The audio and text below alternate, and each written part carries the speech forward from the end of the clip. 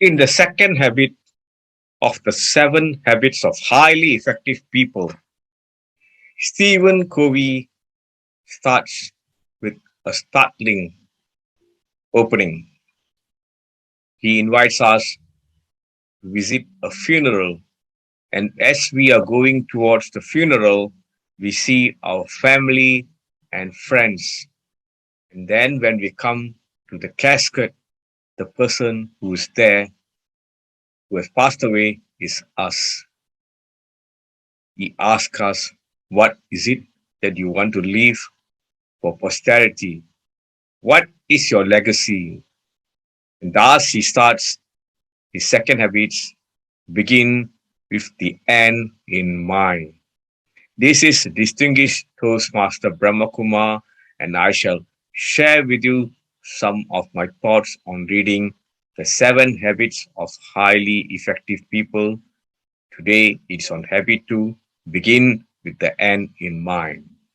Means to start with a clear understanding of our destination. It means to know where we are going so that we better understand where we are now and so take steps that are always in the right direction. It's incredibly easy to get caught in an activity and be trapped in it, in the busyness of life, to work harder and harder at climbing the ladder of success, only to discover it's leaning against the wrong wall. It's possible to be busy, very busy, without being effective. Thus says Stephen Covey. And when you begin with the end in mind, you gain a different perspective.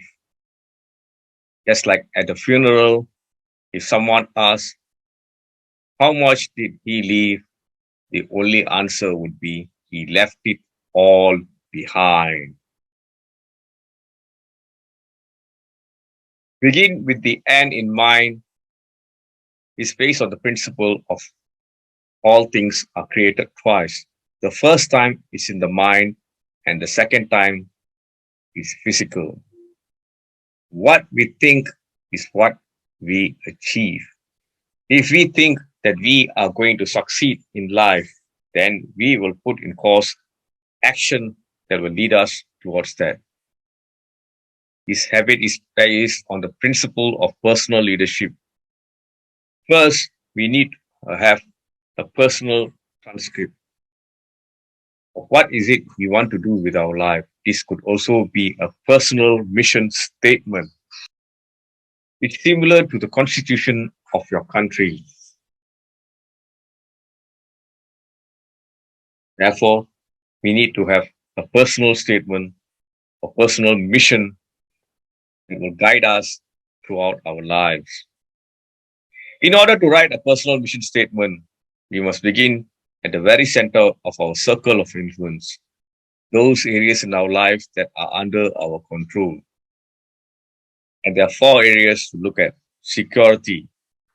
This represents our sense of worth, our identity, our emotional anchorage, our self esteem, our basic personal strength or lack of it.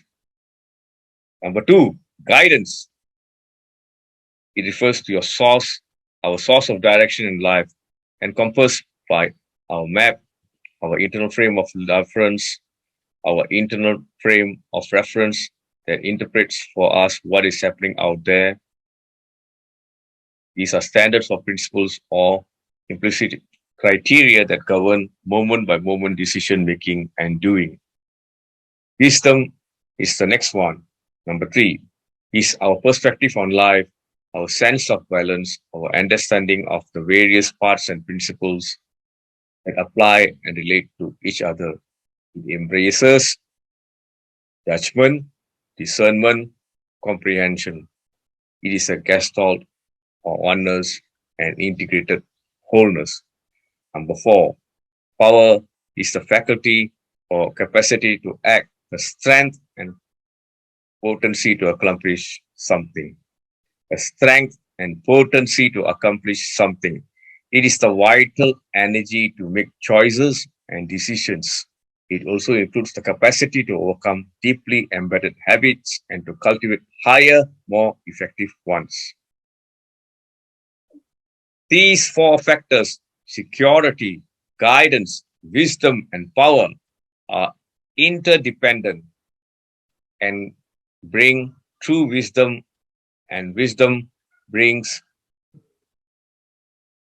security, and clear guidance brings true wisdom, and wisdom becomes the catalyst to release and direct power. When these four factors are present together, harmonized and lived by each other, they create the great force of a noble personality, a balanced character, a beautifully integrated individual. Our security lies somewhere in the continuum between extreme insecurity on one hand, wherein your life is buffeted by all the fickle forces that play upon it, and a deep sense of intrinsic worth and personal security on the other hand. Our guidance ranges from the continuum from dependence on the social mirror or other unstable, fluctuating sources to strong inner direction. Our wisdom falls somewhere between a totally inaccurate map where everything is distorted and nothing seems to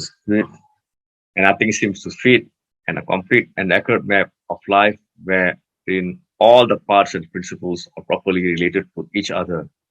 Our power lies somewhere between immobilization or being a puppet pulled by someone else's strings to higher productivity, to higher proactivity, the power to act according to our own values instead of being acted upon by other people and circumstances. The location of these sectors on the continuum, resulting the resulting degree of the integration, harmony and balance, and the positive impact on every aspect of our lives is the function of a center, the basic paradigm at our very core. Part two of Begin with the End in Mind shall continue tomorrow. Part two of Begin with the End in Mind shall continue tomorrow. Until then, have a wonderful day ahead.